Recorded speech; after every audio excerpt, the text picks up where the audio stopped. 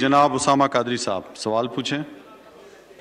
बहुत शुक्रिया जनाब स्पीकर। मैं चंद मिनट के अंदर जो है थोड़ा सा इस ऐवान को क्रिप्टो करेंसी के बारे में आगाही देना चाहता हूं। तो मैं इसमें बताऊं कि 90 की दहाई में इस दुनिया में बाज़गश सुनाई दी क्रिप्टो करेंसी की। 2013 में क्रिप्टो करेंसी को इस्तेमाल करने वाले दुनिया में 30,000 लोग थे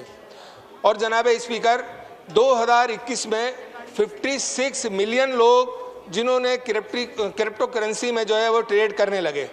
जनाब स्पीकर, इस वक्त हमारे पड़ोसी मुल्क भारत ने 4 एक्सचेंज जो है क्रिप्टो करेंसी के कायम किए हैं। उनमें से एक एक्सचेंज जो है वो वजीर एक्स के नाम से है, जिसका अपना कॉइन जो है $172 मिलियन की रोज़ाना की बुनियाद के ऊपर ट्रेड कर रहा है। इसके अलावा इसी एक्सचेंज के ज़रिए $8 करोड़ की मुल्की और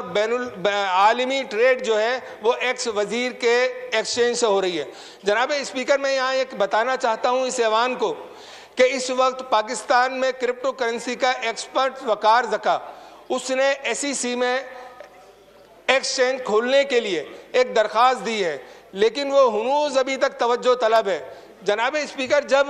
भारत जैसा मुल्क और इस वक्त दुनिया के 75 ममालिक में 24,000 क्रिप्टो ATM जो है वो खोले जा चुके हैं कि जहां से केले और बर्गर भी खरीदारी के लिए क्रिप्टो करेंसी को इस्तेमाल किया जा रहा है। इस वक्त कराची की NED यूनिवर्सिटी के वो तलबा उन्होंने टीन अप कॉइन जो है वो लॉन्च कर दिया है। मैं सिर्फ आपको इसकी तवज्जो दिलाना चाहता हूँ इस ऐवान की कि वो जो है शुएब अख्तर जो हमारा लेजेंड वो जो है उनको सपोर्ट कर रहा है। इस वक्त जो है अगर पाकिस्तान में SEC जो है एक एक्सचेंज कायम कर देती है और उसमें फाइनेंस हमारी मिनिस्ट्री, उसमें FBR, उसमें स्टेट बैंक और वो एक्सपर्ट जो Waqar Zaka, Shoaib Akhtar, team ten up की टीम अगर ये आपस में बैठकर इस पर कोई कंसेंसस बनाते हैं तो मैं समझता हूँ कि इस वक्त पाकिस्तान का वो नौजवान तबका, वो तालिब इल्म, वो तलबा जिनके वज़ीर आज़म साहब ने कहा था कि मैं 1 करोड़ नौकरियाँ उनको दूंगा, लेकिन मैं दावे के साथ ये बात यहाँ पर इस ऐवान को कहना चाहता हूँ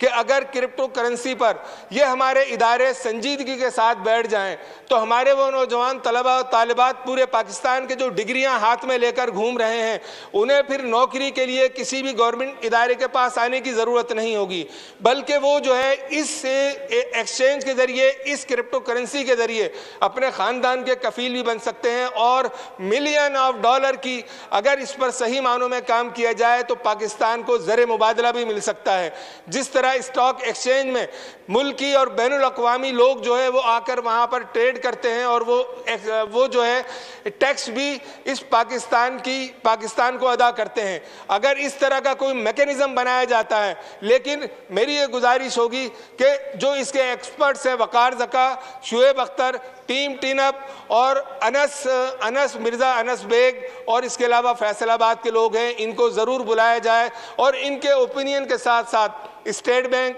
FBR और ये तमाम लोग जो है अगर आपस में बैठकर इस पर कोई वर्किंग करते हैं तो मैं समझता हूं कि पाकिस्तान जो इस वक्त माशी गर्दाब में फंसा हुआ है उसको निकालने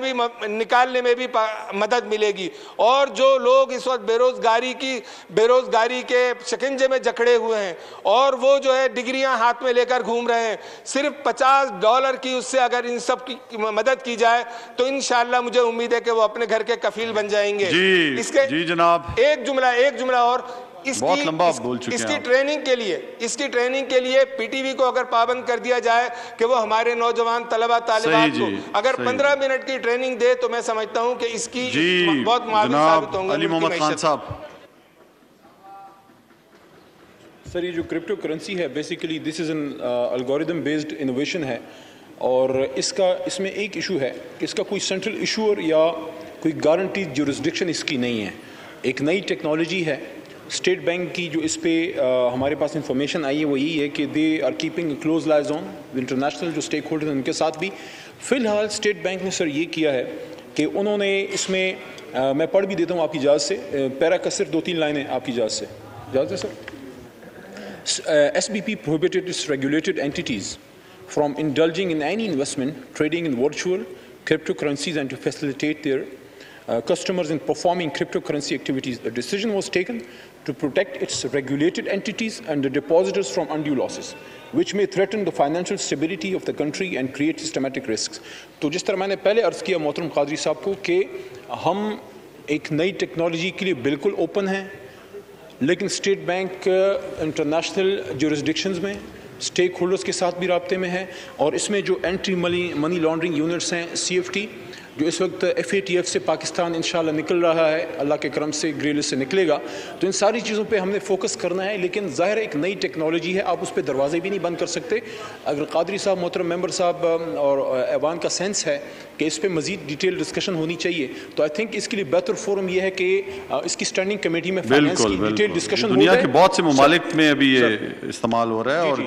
इसको जो है कमेटी में भेजते हैं कि मेंबर्स जो है इस पर डिबेट करें और इसको इस पर कोशिश करें। जी, इंजीनियर साबिर हुसैन